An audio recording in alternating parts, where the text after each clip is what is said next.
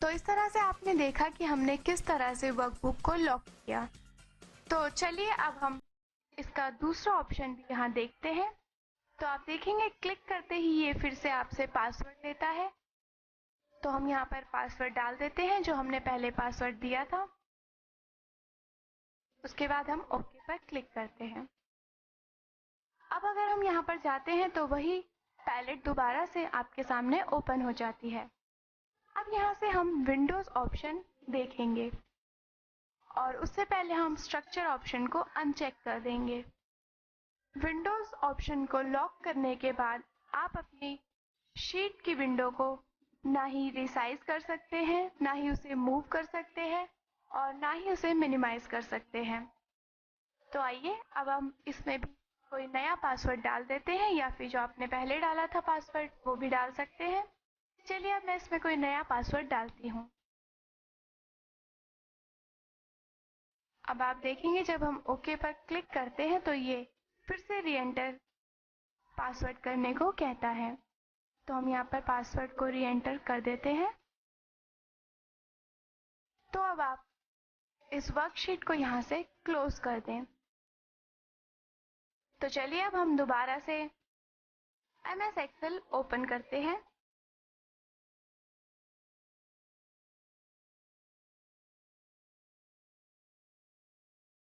और हमारे सामने MS एक्सेल 2007 ओपन हुआ है।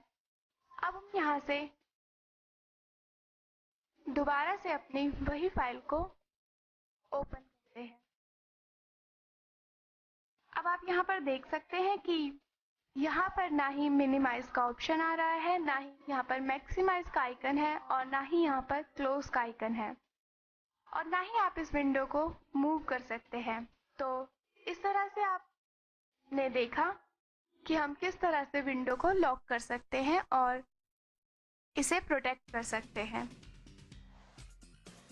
तो चलिए हम इसे वापस से अनप्रोटेक्ट करते हैं। उसके लिए दोबारा से हम रिव्यू में जाते हैं और यहाँ से अनप्रोटेक्ट वर्कबुक पर क्लिक करते हैं। ये आपसे दोबारा पासवर्ड मांगता है, जो आपने पासवर्ड वहाँ डाला था आप यहाँ पर दे दीजिए। जब हम ओके पर क्लिक करते हैं तो हमारी वर्कबुक अनप्रोटेक्ट हो जाती है। तो अब हम इस वर्कबुक को अनप्रोटेक्ट करना चाहते हैं, यानी अगर हम चाहते हैं कि इस पर से प्रोटेक्शन हट जाए, तो उसके लिए हम दोबारा से रिव्यू में जाएंगे और यहाँ से हम अनप्रोटेक्ट वर्कबुक पर क्लिक करेंगे। आप इसमें अपना पासवर्ड डालेंगे जो हमने पहले डाला था। तो आप देख सकते हैं कि ओके पर क्लिक करने के बाद दोबारा से हमारी वर्कबुक अनप्रोटेक्ट हो गई। अब आप इसमें कुछ भी एडिटिंग कर सकते हैं, इसे मिनिमाइज कर सकते हैं, आप इसे मैक्सिमाइज कर सकते हैं और इसे क्लोज भी कर सकते हैं, जो कि प्रोटेक्ट वर्कबुक करने के बाद सारे ऑप्शंस इनविजिबल हो गए थे। तो इस तरह से आप वर्कबुक को प्रोटेक्ट कर सकते हैं और वर्कबुक के स्ट्रक्चर और विंडोज को प्रोटेक्शन दे सकते हैं। आइए नेक्स्ट ऑप्शन हम देखते हैं प्रोटेक्ट शीट। प्रोटेक्ट शीट द्वारा आप अपनी वर्कशीट में सेल्स या फिर शीट को प्रोटेक्ट कर सकते हैं। तो हम जैसे ही इस पर क्लिक करते हैं तो आप देखेंगे कि हमारे सामने एक पैलेट ओपन हो जाता है। ये आपसे यहाँ पर पासवर्ड मांगता है, लेकिन उससे पहले आप यहाँ देखेंगे आपको बहुत सारे ऑप्शन दिए गए हैं, जैसे कि select locked cell, select unlocked cells, format cells, format columns. By default आपको 2 चेक्स मिलेंगे, लेकिन अगर आप इसमें और भी ऑप्शंस लॉक करना चाहते हैं तो आप यहाँ से चुन सकते हैं। जैसे अगर मैं चाहती हूँ कि मेरी शीट में कोई भी फॉर्मेटिंग ना कर सके, कोई भी सेल्स में कोई किसी भी तरह की फॉर्मेटिंग ना कर सके, तो मैं यहाँ पर इसे चेक कर दूंगी। और अगर मैं चाहती हूँ कि जो मैंने शीट बनाई है उसमें किसी भी कॉलम को कोई डिलीट ना कर सके, तो मैं यहाँ पर डिलीट कॉलम्स पर क्लिक करूँगी। इसके द्वारा ये सभी ऑप्शन लॉक हो जाएंगे और हम इन्हें यूज़ नहीं कर पाएंगे। तो मैंने यहाँ पर डिलीट कॉलम्स कर दिया। तो चलिए अब हम इन 4 ऑप्शंस को ही लॉक करके देखते हैं। तो यहाँ पर हम पासवर्ड डाल देते हैं, कोई भी आप इसमें पासवर्ड डाल सकते हैं। अब इसे ओके करें। यहाँ पर ये फिर से री एंटर पासवर्ड मांगता है, जो कि मैं यहाँ पे दोबारा पासवर्ड जो मैंने यहाँ डाला था वो ही यहाँ डाल देती हूँ और ओके पर क्लिक कर देती हूँ। अब आप देखेंगे कि मैं सेल में किसी भी तरह की कोई फॉर्मेटिंग नहीं कर सकती। अब आप देखेंगे क्योंकि मैंने वहाँ से डिलीट कॉलम को चेक किया था, यानी मैं चाहती हूँ कि मेरे शीट की किसी भी कॉलम को कोई डिलीट ना कर सके, तो मैं किसी भी कॉलम को सेलेक्ट कर लेती हूँ। चलिए मैं इस कॉलम को सेलेक्ट करती हूँ और यहाँ से अपने कीबोर्ड से मैं डिलीट का बटन प्रेस करती हूँ। अब आप देख सकते हैं कि आपको एक डायलॉग बॉक्स ओपन कर देता है और इसमें आप देख सकते हैं कि ये आपको दिखा रहा है कि जो सेल आपने सेलेक्ट किया है वो प्रोटेक्ट किया जा चुका है, यानी ये सेल प्रोटेक्टेड है, आप इसको डिलीट नहीं कर सकते। तो इस तरह आपने देखा कि हम कितने आसानी से अपनी वर्कबुक को प्रोटेक्ट कर सकते हैं और सेल्स को प्रोटेक्ट कर सकते हैं, जो कि कभी कभी अपना डाटा को प्रोटेक्ट रखने के लिए बेहद ज़रूरी होता है। तो इस तरह से आपने इस सेशन में सीखा कि हम किस तरह से वर्कबुक को प्रोटेक्ट कर सकते हैं, किस तरह से वर्कशीट को प्रोटेक्ट कर सकते हैं और किस तरह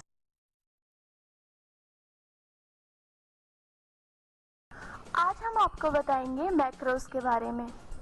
MS ऑफिस एक्सेल 2007 में आप किस तरह से मैक्रोस का यूज़ कर सकते हैं, इसके बारे में आइए अब हम जानते हैं। सबसे पहले हम ओपन करेंगे माइक्रोसॉफ्ट ऑफिस एक्सेल 2007। इस सेशन में आप एक्सेल में मैक्रोस रिकॉर्ड करना सीखेंगे और साथ ही में हम शॉर्टकट कीज़ को डिज़ाइन करना सीखेंगे, जो कि मैक्रोस को रन करने के काम आती हैं। मैक्रोस आपको कई कमांड्स के सीक्वेंस को एक साथ परफॉर्म करने की सुविधा देते हैं। एग्जाम्पल के लिए हम सबसे पहले कोई अपनी एग्जिस्टिंग स्प्रेडशीट ओपन करेंगे।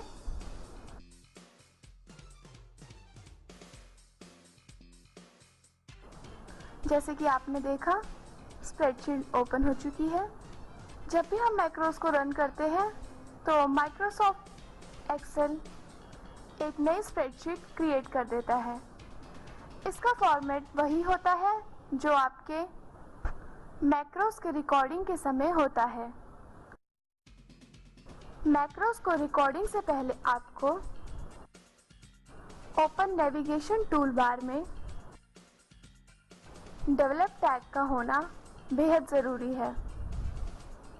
अगर यह पहले से ओपन नहीं है तो आपको उसके लिए माइक्रोसॉफ्ट ऑफिस बटन में जाना पड़ेगा और नीचे बॉटम में एक्सेल ऑप्शंस में क्लिक करना होगा। क्लिक करते ही आपने देखा आपके सामने एक पैलेट ओपन हो जाता है। इसमें आप देख सकते हैं डिफरेंट टाइप्स के options. Show many tool bar on section,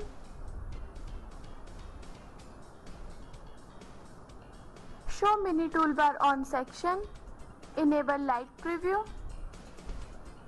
show developer tag in the ribbon.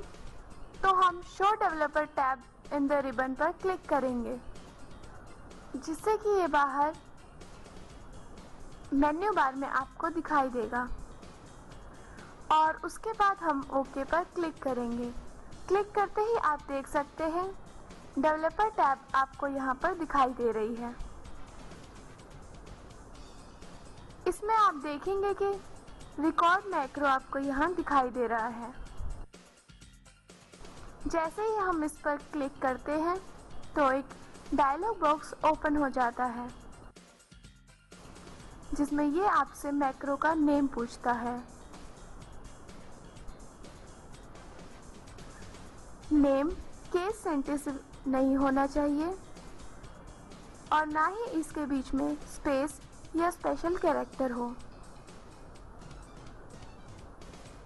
और ना ही इसमें कोई ऐसा कैरेक्टर हो जो कि बाद में आपको दिक्कत करे। और ना ही ऐसा कोई स्पेशल कैरेक्टर हो जो कि बाद में आपको प्रॉब्लम दे।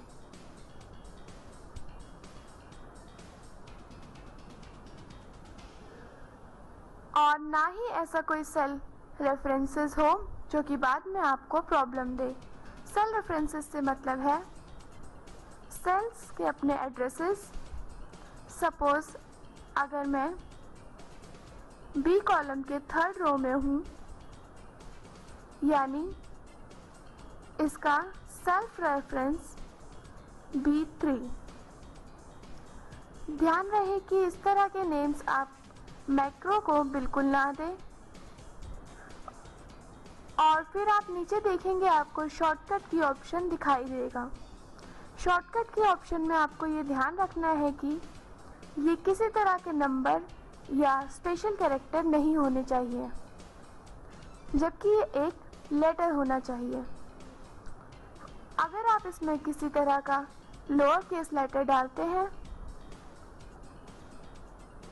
हम बात कर रहे हैं होल्ड शॉर्टकट की, तो उसको मैक्रोस के रिकॉर्डिंग से पहले आपको ओपन नेविगेशन टूल बार में डेवलप टैग का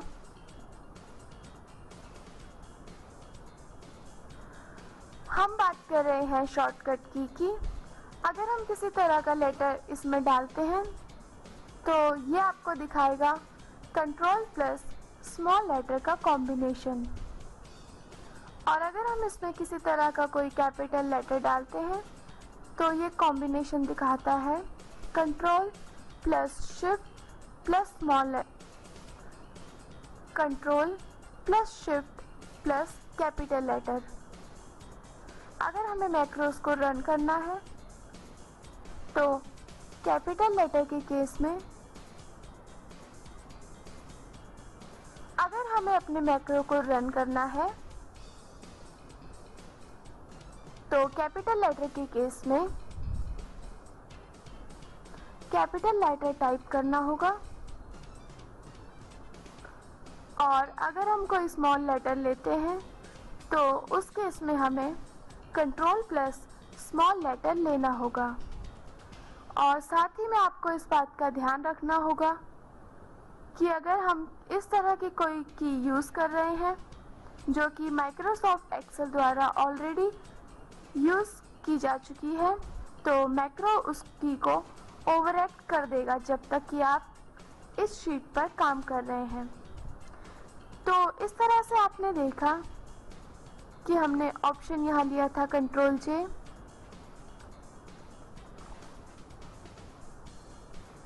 नीचे ड्रॉप डाउन ऑप्शन में जाकर हम देखेंगे हमारे पास कई तरह के ऑप्शन हमें यहाँ दिखाई दे रहे हैं। न्यू वर्कबुक, दिस वर्कबुक और पर्सनल नेटवर्क वर्कबुक। अगर हम दिस वर्कबुक, न्यू वर्कबुक और पर्सनल मैक्रो वर्कबुक, अगर हम दिस वर्कबुक की बात करें तो उसका मतलब है जो हमारे मैक्रो है वो इसी वर्कबुक में प्लेस होगा जो कि आपके सामने अभी ओपन है। तो यहाँ पर हम लेते हैं न्यू वर्कबुक। अगर हम न्यू वर्कबुक की बात करें तो इसका मतलब होता है कि मैक्रो किसी और वर्कशीट में भी सेम सेक्शन में आ सकता है। तो चलिए देखते हैं personal macro workbook. Personal workbook हर समय जब भी हम मैक्रो पर काम करें तो हम इसे यूज़ कर सकते हैं, जिससे कि हम कभी भी रिकॉर्ड की गई मैक्रो उसको यूज़ कर सकते हैं।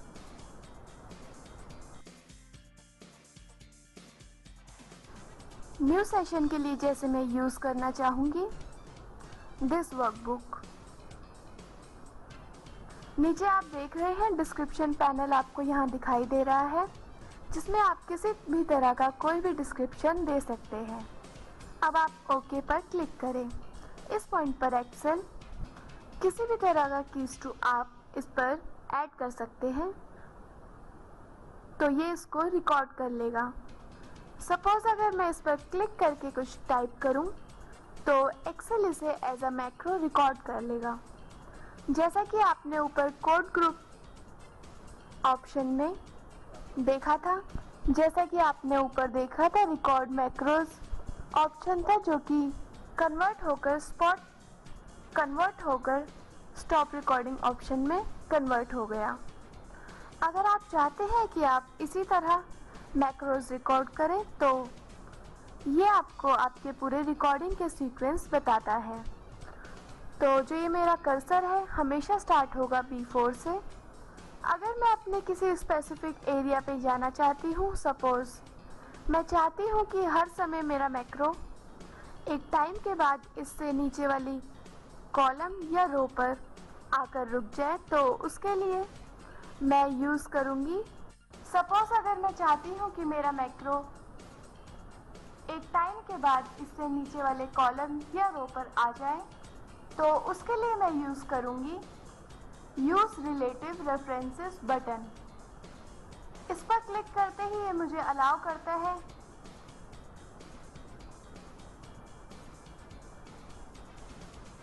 किसी भी पर्टिकुलर रो या कॉलम को रिकॉर्ड करने के लिए।